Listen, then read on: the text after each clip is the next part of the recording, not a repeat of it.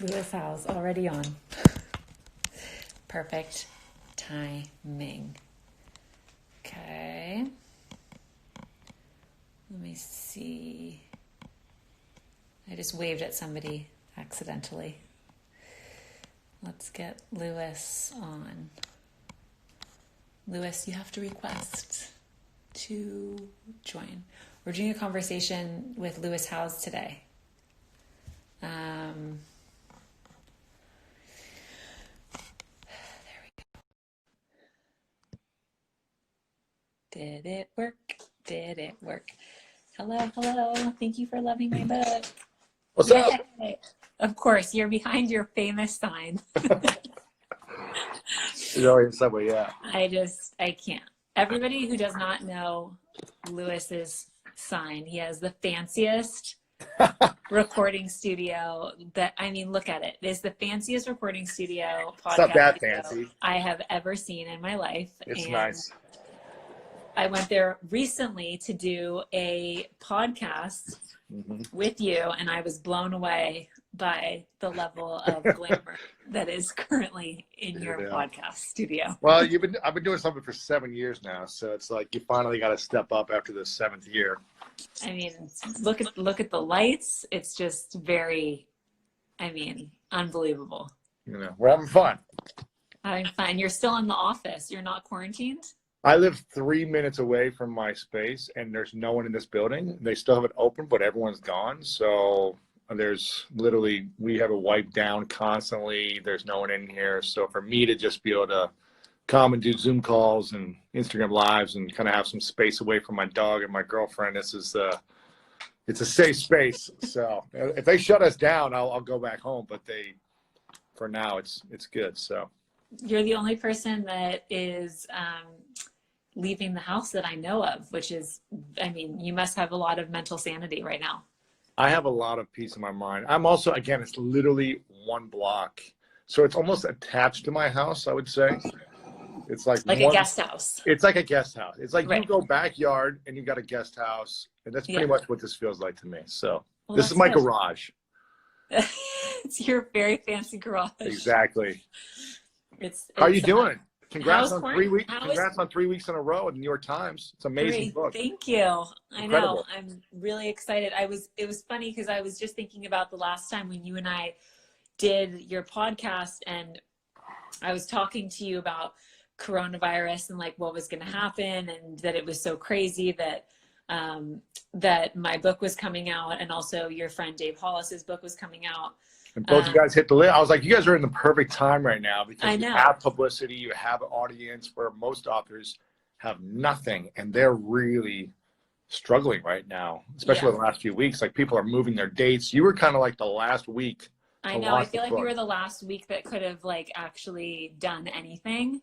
And I talked to Dave Hollis last week or the week before, and then again today, but we were just talking about like what a crazy time this is for everybody, and also like the silver linings in all of these things, which I know you talk a lot about, like finding lessons in things. And but I think it was an interesting time because it really required, at least me, and I think Dave would say the same thing, anybody who came out with a book that week, it required everybody to get very creative in ways that we might not have ever intended on getting creative in. So it was, and it's really fun and seems to be like a great conversation to be having with people right now.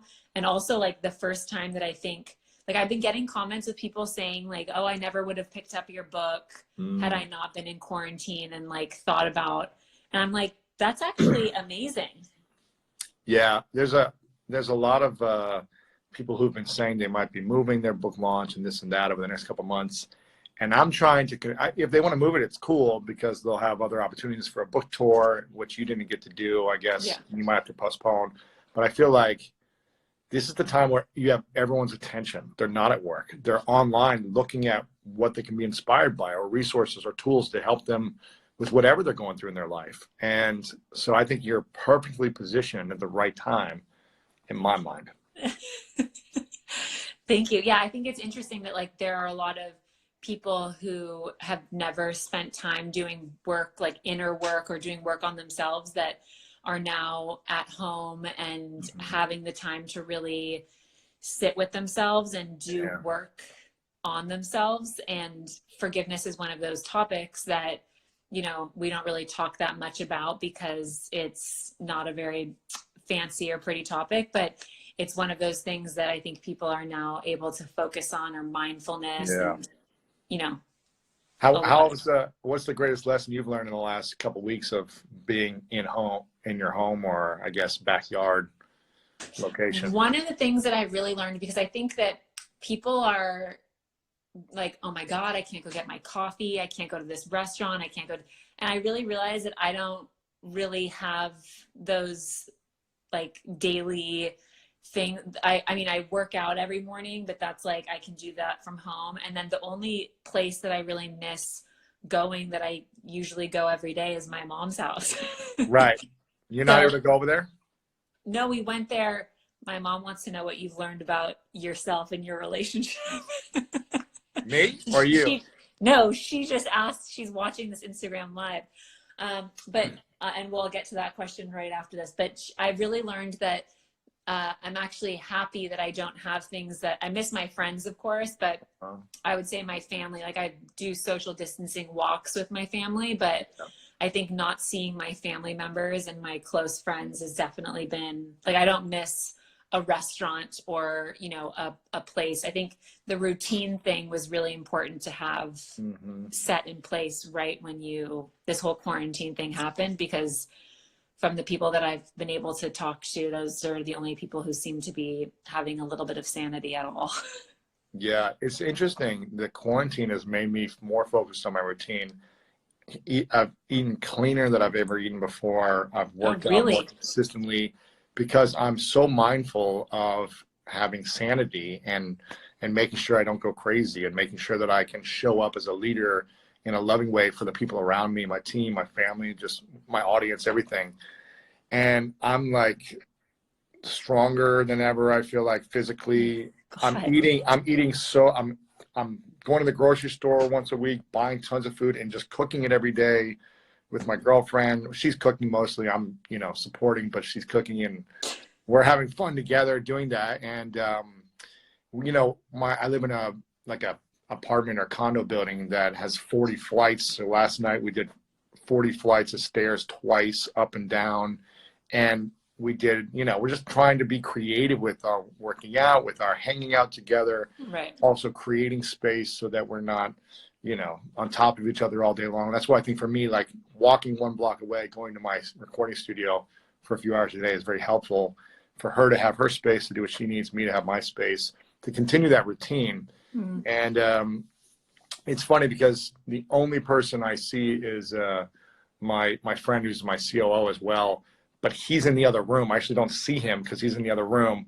I haven't touched anyone except for my girlfriend in 3 or 4 weeks. So it's weird because I'm usually like, I'll give him a hug every day. Yeah. So to see him, but like, I don't even touch his elbow. You know, we've just been super conscious of being 6 feet apart at all times. Right. You go on walks, social distancing, we'll go on a jog, social distancing, where we're like 10 feet away from each other running, but at least we can kind of talk and run. Yeah. But it's so weird, even as a guy, to have that camaraderie with someone, you know. Yeah, I know, it's important. Yeah. And you can't have it. Even though you see each other, you're like, but you're not close to each other. So. Yeah, I think there are a lot of people. I was talking yesterday to Rabbi later and saying a lot of people are struggling in the quarantine who are quarantined by themselves. Yeah, it's tough. Don't have somebody to be with them or to talk to them, and how important it is to, you know, for those of us who are at home with other people, to just call someone. Like the simple act of checking in on someone makes such a big difference to them, especially in this time. Right. And but you would say that you maintain your sanity by going to the office every day. Yeah, and working out, because it just allows me to feel like I'm not digressing in any way. I'm getting stronger through this period. So I think if people can look at this period as how can you grow and become stronger, not I'm going to watch more TV, I'm going to consume more media in a, relaxing way. I'm going to eat more junk food. Like I was like, I want to be as disciplined as possible during this time and not come out of it in 6 weeks or 3 months or whenever feeling like, oh, now I just wasted it. What can I do to learn? I'm taking Spanish classes every day with my girlfriend. She's teaching me Spanish. It hurts my brain because I'll come home at night and we'll do an hour or two, sometimes 4 hours a lesson. And for me, for whatever reason, like just learning a language and just learning from like textbooks and flashcards and that type of stuff just hurts my brain. As a kid, like growing up in school, I was just like, I just want to get outside and play. I don't want to be in here like learning this. I want to like learn through doing, through action, through movement. And so it's very challenging for me because I'll be we'll start and in 10 minutes, I'm like, man, it hurts my brain so much that I just want to sleep right now because I'm getting tired. But you keep doing it. I keep doing it. And I think that is helpful to just be consistent. Even if it's like, okay, 30 minutes a night, let's just be consistent and have the practice. And I'm picking up and I'm learning stuff. And I know in a year, I'll be a lot better at it. Right. So it's constantly focusing on the future result that I want, the vision for myself, and focus on that. And really appreciating and acknowledging like the little wins every day. Like, okay, I show myself, I'm proud of that. Just right. being proud of it. So. Yeah, I feel like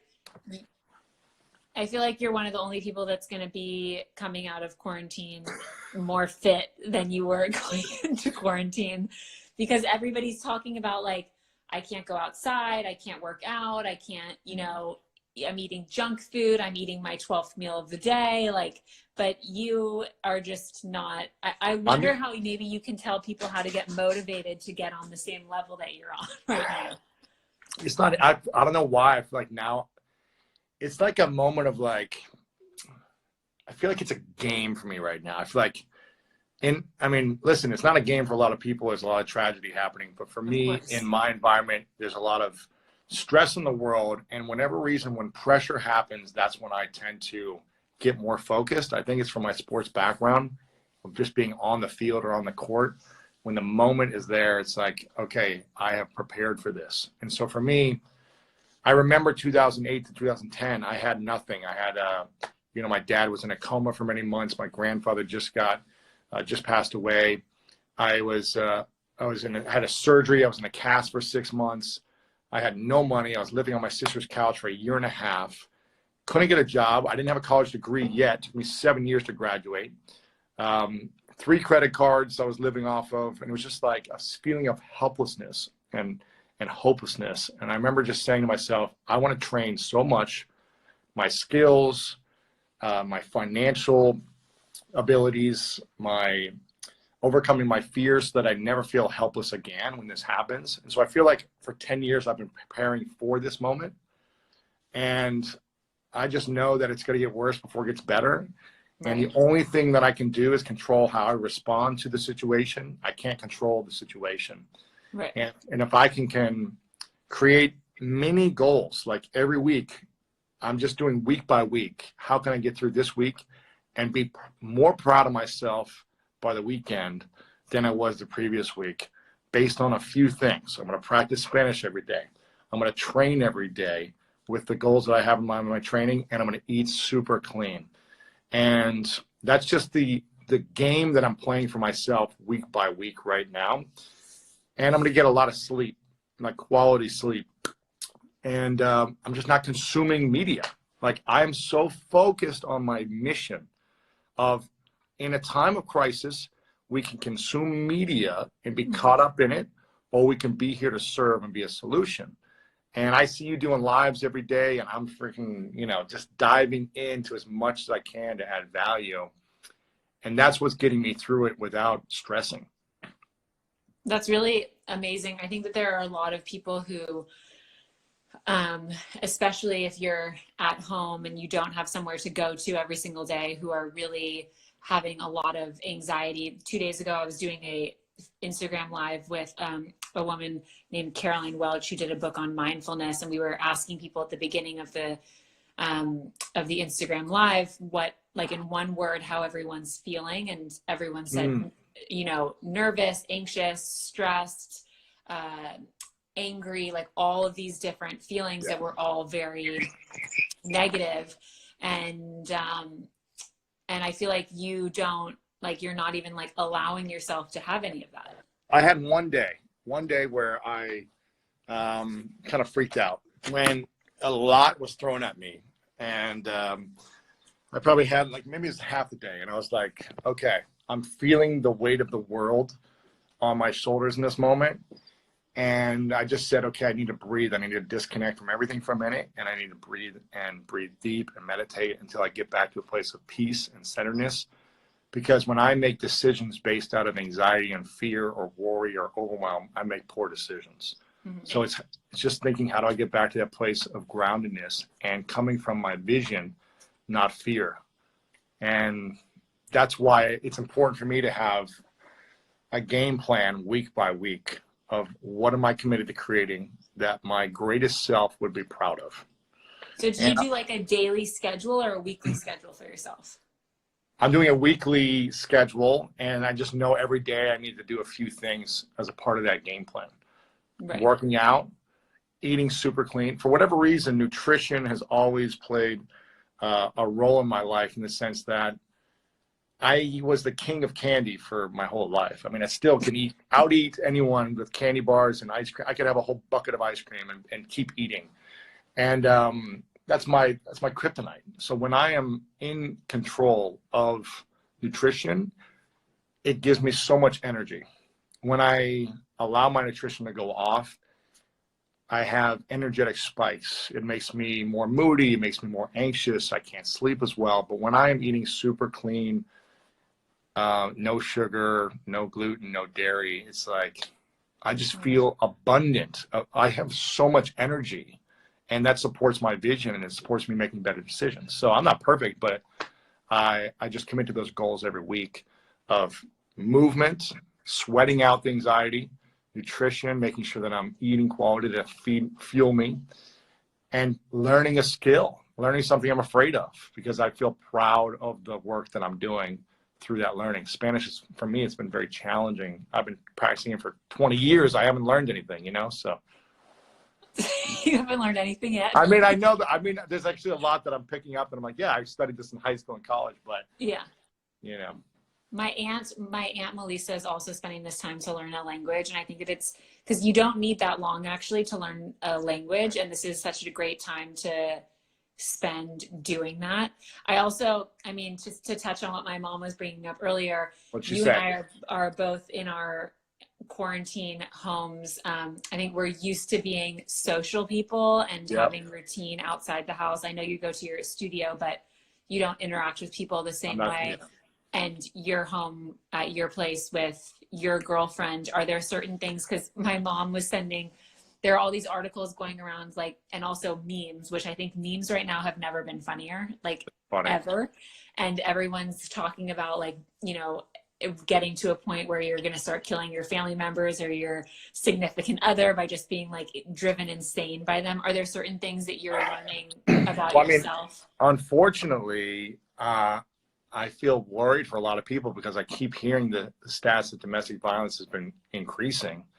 Because if you're in an abusive relationship, it's not going to get easier for you if you're around each other, someone you don't like or you're frustrated with about everything they do. And now you don't have your work to escape from. You don't have your activities to escape from anymore. So I feel really bad for couples that are in relationships that are emotionally or physically abusive, and they're getting worse. I feel bad for the kids that are physically or emotionally abused in this time too. And my goal and hope is that people figure out their relationship challenges in this time and they become better afterwards, or they get out of them if they're not supposed to be in those relationships anymore. For me, man, it's been interesting. I think it's been a lot in general. I don't think I've ever been this proud of myself in my entire life, of the amount of patience I've had in the last 3 months. And the people around me are all saying it. They're like, I don't know how you have this much patience, because it's just been, as a man, I guess, and as a woman or as a human being, when you get into a relationship, you have to kill your old identity. You come committed to someone, you have new responsibilities, new routines, it's a new life. And you still keep part of your old life, but you're essentially killing off an identity of single, of no responsibilities, of free to do what you want whenever without having to tell anyone anything, all these different things. Right. And so I fully knew that going into this, but my girlfriend moved in Christmas Day, essentially. And so we've had to learn her transitioning from Mexico to USA, from her leaving her past identity of a career to LA, to us both being super independent and then now living together. And it's like learning how to live with someone, then being quarantined a couple months later. So I feel like every couple of weeks we learn so much about ourselves, and it's been the greatest blessing because I want to be in a relationship. If I didn't want to be in a relationship, I'd be like, what am I doing? Get me out of here. But because I'm so committed to the relationship and so grateful for her and all of the beauty and the love that she creates in our relationship, I just breathe so much, and I'm so much more patient. Like, wow, I normally would react in this moment, but I'm How like, do you think that you're so much more patient? I think because I'm committed. I'm committed to it because I know it feels like right. Like if we can figure out a few different things, you know, it's little stuff, but it's just like if we can get through these things, then man, it's going to be amazing on the other side. So I'm seeing a greater version of our relationship of what I know is possible, because every time we communicate from something that there's a little friction, it's like so much better on the other side. So it's learning how to communicate and address it and really dive into like the fear and the insecurity of like what we want to say that we're not saying, and being okay with upset for a short amount of time in order to have peace and abundance and love for forever, you know, for a long period of time. Right. And that's the thing I've probably always been afraid of in the past, is saying something where there's a trigger or there's a reaction in relationships. And in quarantine, you got to talk. I mean, we're talking about everything. Yeah. And I think that's the beauty of it, is we're allowing ourselves to communicate, and I'm just being patient. She's being patient with me, vice versa, where we're like, okay, let's get to the root of this. Let's get to the root of this. What's the real insecurity, the real fear, and how can we show each other that we're here for each other and both committed? Yeah. And I'm just so proud of us for the challenges. I mean, the language barrier, I know, because she's learning barrier. English currently right now, right? Yeah, I mean, she's fluent, but she is very shy around new people. She's fluent. She's Lewis fluent. Let's say that. Like she can understand me perfectly and have, you know, great conversation in English, but with other people, she gets very like shy and, you know, just not as confident yet in her English with everyone else. But she's once you talk to her for 20 minutes, she's talking nonstop. So that's amazing. So there are a lot of people who are watching this and also who had messaged about when I posted that we were doing this. You're obviously like a huge entrepreneur, and this is a very hard time, I think, for entrepreneurs, especially to know, I mean, it's an uncertain time for everyone, but I think especially an uncertain time for entrepreneurs. Yeah. On the other hand, you see a lot of people talking about how this time in quarantine can also be when incredible ideas and inventions and things happen, because we're forced to be at home and forced to have this time where you might be thinking about things we may have never thought of before. And so I think, like, for people who are watching this, who might be struggling in their entrepreneurial mindset, what would you say to them? I have a lot of friends who have been struggling, definitely in their businesses, have let go of people. There's a restaurant across from me that it's called Greenleaf. I don't know if you've heard of it, but they had to let go of 300 people essentially in a week. There was a CEO that was following me that emailed me last week that said, I had a event business with 90 employees where we ran Coachella and a lot of other big events here in LA. And he's like, I had to let go of everyone. There's no more money coming in.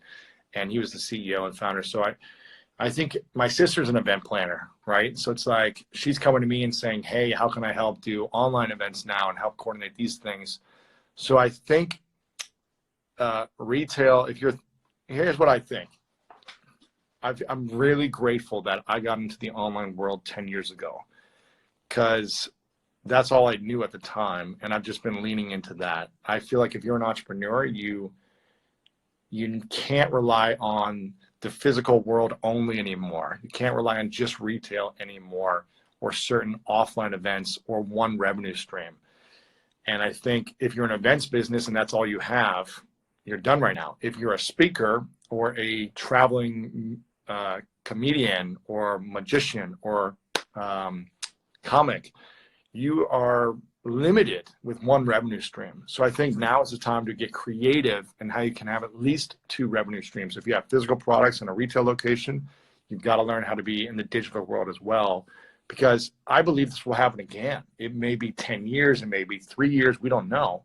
Something like this will happen again, where we're forced to be at home and we're unable to travel, we're unable to do these things. It just seems like it's probably going to happen. That means you have to have a digital presence. You have to be able to learn how to cultivate people in some type of online world that you live in. And in my opinion, the only way to recession-proof your income, this is my personal opinion, I'm waiting for someone to tell me otherwise, the only way to recession-proof your income, besides winning the lottery or inheriting money or a trust fund, is to have a powerful personal brand. Right. And a powerful personal brand doesn't mean you need millions of followers like yourself and to be 3 weeks on the New York Times bestseller list and all these other things you have. I don't have millions of followers. But it means you need to have a certain type of skill set that you can deliver value to people, where you can create results. And enough people need to know about those skill set and the value so that you can shift and pivot those skills and serve that audience, or serve those 10 people or 10,000 people with your skills, so that you can continue to generate income and revenue. Whether you've got one client, you've got an agency, whether you've got products, services, events, you should be able to shift. I have a friend of mine who does personal development workshops all in person, and he shifted quickly, and he's doing them all over Zoom now, and they're doing just as good. They're 100 people at a time, in-person workshops for 5 days, and now they're recreating it for Zoom experiences and doing just as well. That's amazing. I have a friend of mine, his name is Bedros. He's got, I think 1,500 locations of physical fitness studios called Fit Body Boot Camp, which is essentially just like a big open space with HIIT training style workouts in their own. It's kind of like an F45 style thing. All the locations are on lockdown, so all the coaches can't work unless they shift and pivot. And within the first week, they pivoted to online coaching, to online accountability, and they're building their business during this time because people still need that accountability, and they've offered something different. So I think having the ability to shift to different revenue streams is the key, and being open and exploring the new technologies and not resisting social media or webinar platforms or Zoom. Like, you have to do this to survive and thrive. What about people who didn't have the ability or the knowledge of having a digital presence prior to this quarantine? I mean, of course, if this happens in a couple of years from now, people will maybe do that in the next couple of years. But like, for people who didn't have that digital presence going into this and might be a little bit lost as to kind of how to stay motivated, what to do next, how to Step one is go get some income. There's lots of people that are hiring. You know, Amazon, I think 100,000 people, you know, all these pizza shops, like, people are hiring. It may not be what you want, but if you need money right now, go get a job. And there's lots of jobs out there. Walmart, Amazon, like, all these places are hiring. It may not be the price you want, but there's money coming in for now. This is so if you want to be an entrepreneur, you got to build a side hustle first. And the side hustle is where you can figure out, okay, is there a market for what I can teach? Is there opportunity to gain some clients? If I want to be a coach, if I'm consulting, if I have an offering or a product, is there a way to create a Kickstarter campaign on the side to see if my idea is worth it? But if you need cash now and you have no audience and you have no social media and you have no relationships in your phone or on Facebook, then you got to go get a job. And you can start building the side hustle on the side. And that's why people call it a side hustle, because you have to hustle to get that one client and say, okay, I'm going to work for you for free for 2 weeks. But if I get you these results, then I'm going to offer you my package for X. Yeah. It's that hustling mentality to get things off the ground. Yeah, I think there are a lot of people who are finding themselves in situations that they could have never imagined, of course, but also, again, needing to get creative, like we were talking about in the beginning of this conversation, just like, no one expected this, no one could have predicted this, and everyone needs to get a little bit creative. And obviously it's so much easier said than done. There are people who, have lost jobs, as you were saying, and people lost friends to death. And so there's a lot of tragic things happening for sure. Exactly. Yeah. There's a lot of challenge going on right now.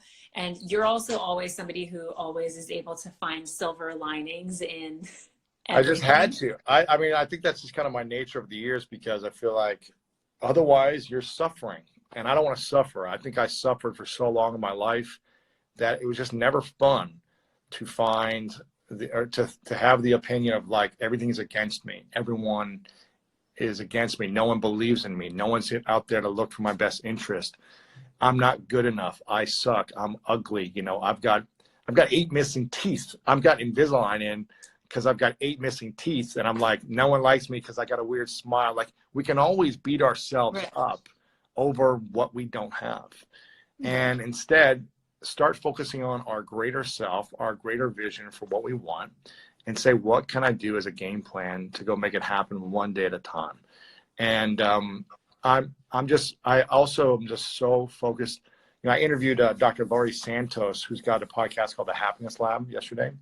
And I said, okay, people have been talking about happiness for years, but what is the real science?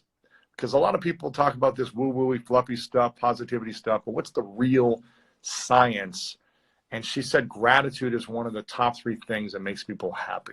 And I said, for sure, because I've been saying that for years, but I just say it because it only works for me. Are you sure that's scientific enough now? And she's like, yes. Gratitude is number 1 if you want to be more joyful and have more happiness. The other 2 are being service-oriented and others-thinking minded, which means opening the door for someone is going to bring you more happiness. Buying a cup of coffee for someone, reaching out and listening to a friend is going to make you more happy. Thinking of other people's challenges and problems and being there for them as opposed to our own makes us happier. And so I just try to look for I guess not the silver lining, but just like, I just know what it feels like to suffer inside. And I don't need to put more of that on me. When there's suffering in the world, I don't need to put it back inside of me. I just try to think, how can I be a solution, and how can I lead with love? Was your turning point with suffering your forgiveness journey?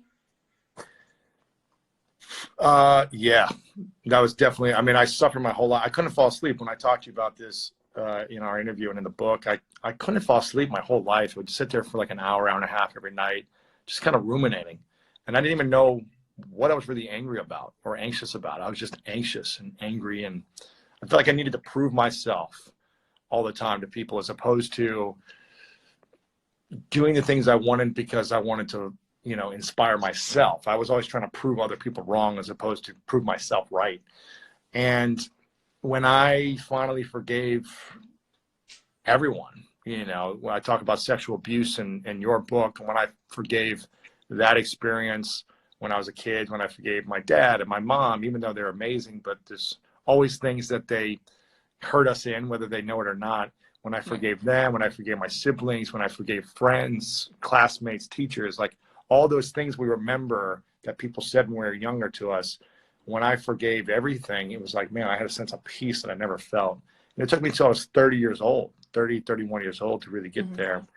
And then it took 4 or 5 years to learn how to like maintain that, because triggers would come up and things would happen. And that's when you're tested to see, okay, have you really forgiven?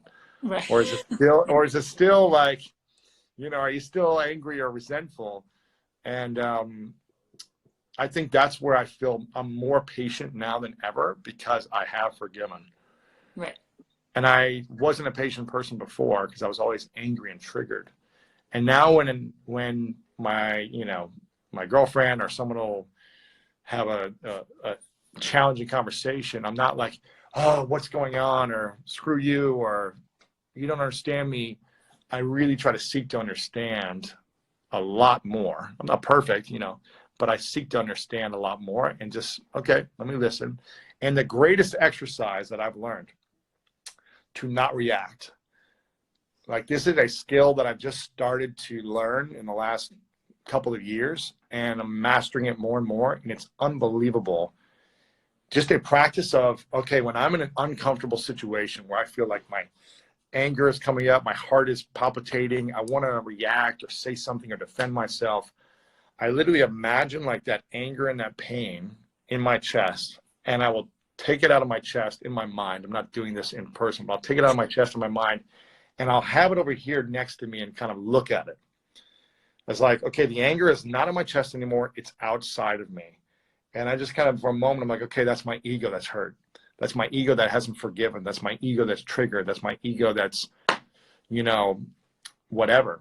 And the person that is having the confrontation with me is not angry at me.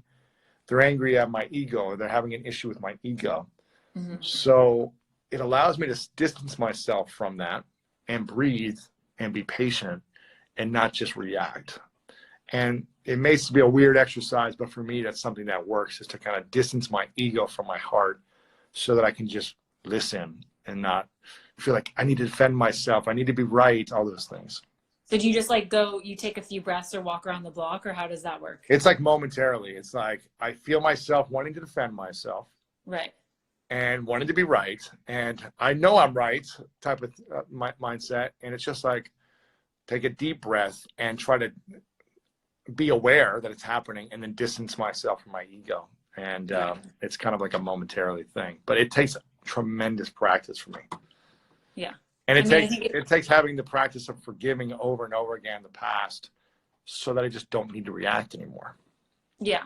I think this is like a great time to talk to people about that, because we have time right now and we are at home. And so this is a great time to be focusing on things like forgiveness, or, you know, taking time, not reacting to things, finding ways to be motivated to do things, acts of service. My mom always talks to us about acts of service. And I think especially in this time, a lot of people are wondering how they can be of service in this time when we can't necessarily go and volunteer somewhere or go and open a door for somebody. And I think like something as simple as picking up the phone and calling somebody that you haven't talked to in a really long time is a way of being an act of service and checking in on someone, especially people who are alone. Yeah. I mean, every time I get a message from someone or a text that just says, hey, I just wanted to check in on you and see how you're doing, it makes me feel loved. It makes me feel connected. It makes me feel like people care about me. Mm-hmm. And so, you know, it triggers me to also want to do that for people I'm thinking of as well, and not just assume they're fine, but reaching out in any way I can to say, hey, is there anything I can do for you, or do you want to chat sometime? And you'd be surprised, even the people you think don't need you to reach out the most, sometimes those are the ones who do. So yeah. I love it.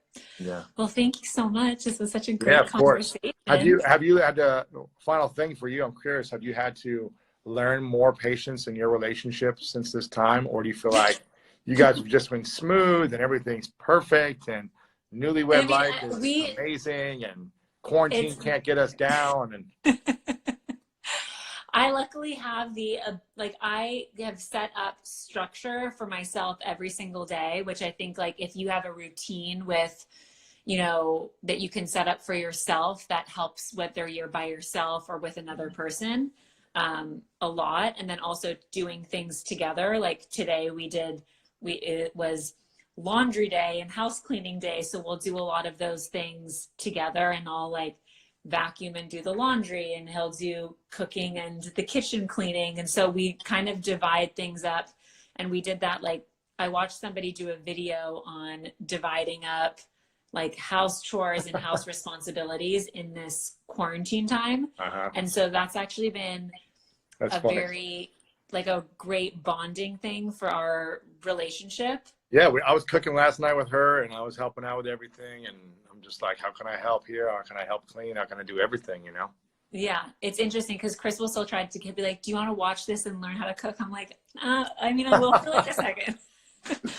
So that's funny. still a work in progress. But yeah, I think but I mean, we all have moments where we get like, frustrated by certain situations and you want to, go do something that you're used to going to do and you can't go do it. So we all have like moments like that, of course, but it's all, I think, about keeping things in perspective, knowing, that this isn't going to be forever, Yeah, but also being like gentle with ourselves because this is a very uncertain time where none of us know what we're doing. So and that's why I think, like you said, was having your routine every morning is so important, to have some normalcy. I was having lunch with my girlfriend, and she was like, I don't even know what day it is, and like the weekend's coming and it doesn't feel like the weekend. It's just weird, so creating some type of routine for yourself, for me, has really been helpful, where I'm just kind of like, how can I serve? And it's like business as usual, in a sense of just like, I'm showing up every day, I'm doing what I'm supposed to do, I'm working out, I'm eating clean, I'm trying to help people. It's just like, I'm always trying to do that. Yeah. So I think it's good though. And also I've noticed there are like, I mean, I don't know if this is just because I've had to do my book virtually, which is, an everyday thing of like trying to come up with different ways to get creative. But I also feel like I've found myself to be so busy in this quarantine of just like tons of people working, a lot of people wanting to continue the momentum with just like a bunch of different work things. And I think that that's a really great way to stay active, keep your brain active, your mind, and also to have a routine, set your alarm in the morning. Don't sleep until, 11 or noon, or whenever you can sleep. I've never been able to sleep in. So but I think it's like a good, get up in the morning, work out, do something that's meditate, whatever it is, to just have something that, to look forward to the next day. Exactly. Well, you're doing an amazing job. And if everyone are too. If everyone here is watching from my side, you got to make sure you go get Catherine's book. It's amazing. Well, you're in it. Lewis is in it. I mean, I tell my story of how it took me 25 years to forgive the person who sexually abused me, and how it was the greatest gift I gave myself was forgiveness. Not saying that it was okay what happened, but give myself grace, love, peace, and letting it go, so I could have more love to give to other people. So make sure you guys get Catherine's book. And if you go to the top, you can see her name up there. If you're following me, go up to the top and click on her. Follow her. She's got awesome stuff. And follow Lewis right here. Yeah, exactly. And Lewis has so many books too. I mean, I saw people saying they're reading The School of Greatness, and obviously you have a huge, successful podcast that everybody listens to. But I think these conversations, and also just the spaces that you and I are in, and also of people wanting to spend this time to better themselves. Yeah.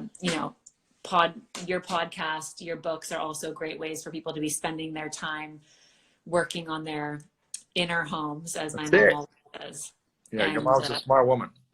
She's a very smart woman. Tell her she's probably not watching anymore. She probably got bored. She probably is watching, because she probably is coming up with a laundry list of questions that she's going to ask you after this. Exactly. Tell her if she's not watching, tell her I'd say hi, and I will say hi to your man for me.